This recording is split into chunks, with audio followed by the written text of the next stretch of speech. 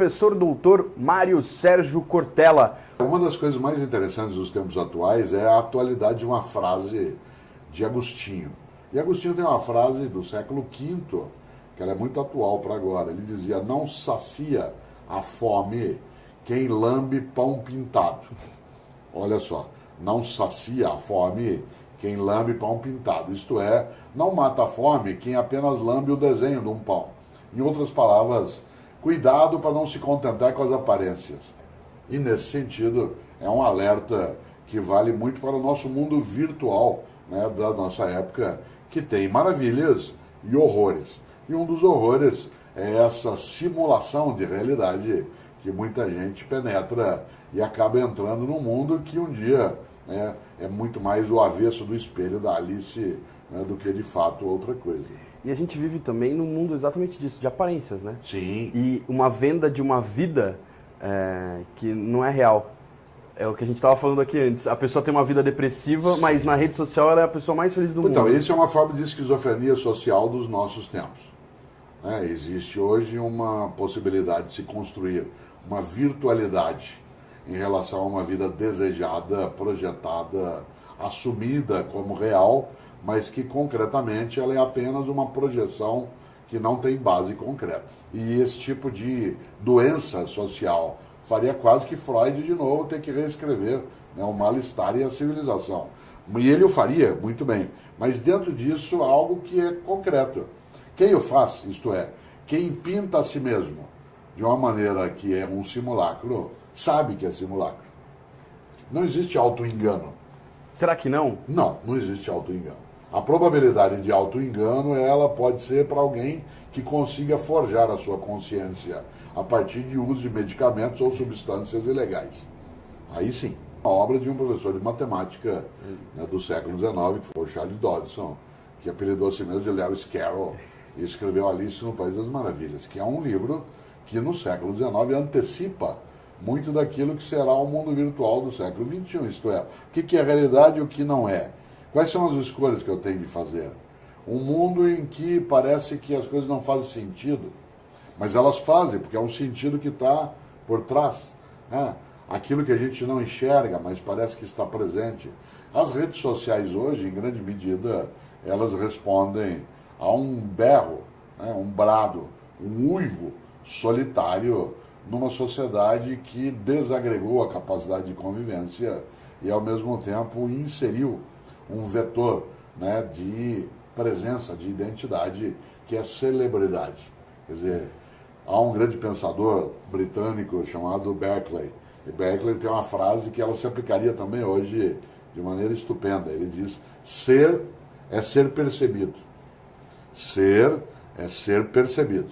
Claro que ele está se referindo aí a algo que é no campo da teoria do conhecimento, ou seja, só existe aquilo que pode ser percebido e experimentado. Mas essa frase do Berkeley, que remonta a alguns séculos, ela serviria para agora. Ser é ser percebido, isto é, quem não é notado, ele parece que não existe. Se ele posta algo e não há likes, ele é alguém que se sente unliked. Né? Se ele posta algo e aquilo não tem ressonância, parece uma ofensa. As redes sociais foram desenvolvidas para aproximar as pessoas um pouco mais também da distância. Só que hoje ela conseguiu separar cada vez mais. Você tem também vários modos, né? Ela é sempre multifacetada. Né? De um lado, por exemplo, uma ferramenta social de rede, ela me conecta com velocidade com o que eu preciso. Por outro lado, ela pode me deixar, né, forjando um mundo dentro do meu castelo. Claro que as redes sociais, elas produzem capacidade de agregação, mas elas também permitem a possibilidade de dissimulação, né? E, portanto, em que se possa disfarçar uma série de angústias que estão colocadas aí no nosso cotidiano, numa vida que, em vez de ser veloz, ela é apressada. E esse apressamento no dia a dia leva a perturbar a capacidade de meditação, de reflexão. Quase nunca algumas pessoas conseguem ficar sozinhas, ela entra em estado de desespero. Ela precisa se conectar o tempo todo. E essa conexão é muito mais a percepção de cardume do que de fato de pertencimento a um grupo. Ela tem que se movimentar junto com o cardume, que é a lógica do cardume de sardinha dentro d'água.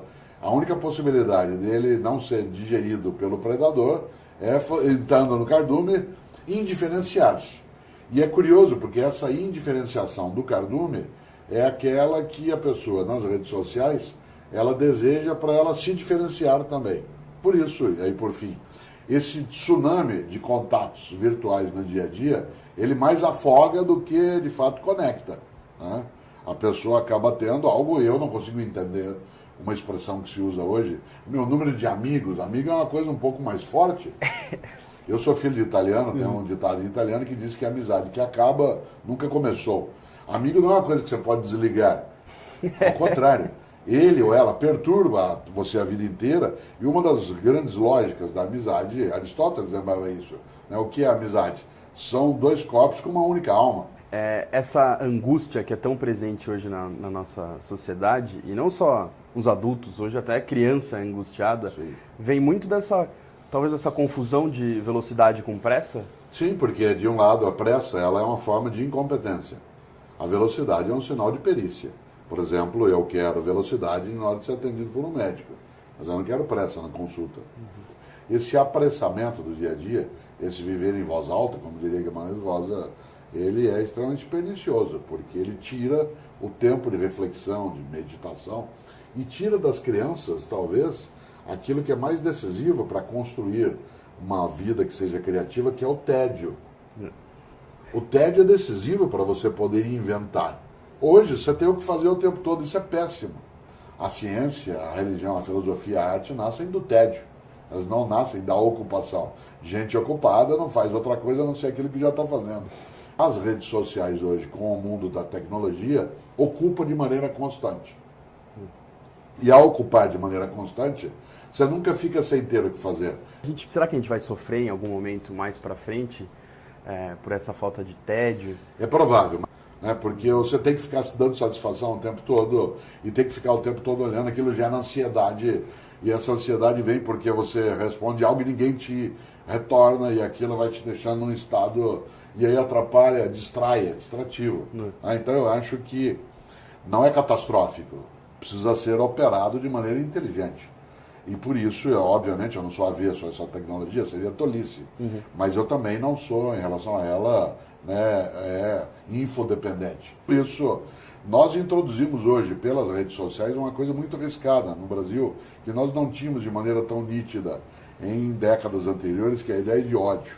A ideia de ódio, ela é uma coisa que nós não tínhamos no nosso dia a dia. E isso é extremamente perigoso, porque, como disse um dia Mahatma Gandhi, olho por olho, uma hora acabamos todos cegos. E por isso, a manifestação, sair do virtual e ir para a rua, maravilha, desde que ela não degenere, isto é, que ela não seja uma ferramenta de ódio. Por isso, é preciso lembrar, especialmente para quem gosta de ficar só no mundo virtual, que tem que meditar em torno de algumas coisas. Por isso, as pessoas que estão vociferando nas redes sociais, desliga um pouco e volta a refletir um pouco mais, não levar tudo como verdade. Às vezes você encerra as entrevistas deixando um pensamento, uma ideia. Gostaria que, se pudesse, deixasse uma mensagem para essas pessoas de hoje, vivendo nessa pressa, nessa intensidade de redes sociais e esquecendo um pouco da comunidade, do partilhamento das coisas. Um conselho do grande Milor Fernandes, que eu citei, que vale para quem não quer viver de maneira banal. Ele dizia, se você não tem dúvidas, é porque está mal informado. Se você não tem dúvidas, é porque está mal informado. É preciso suspeitar de algumas obviedades.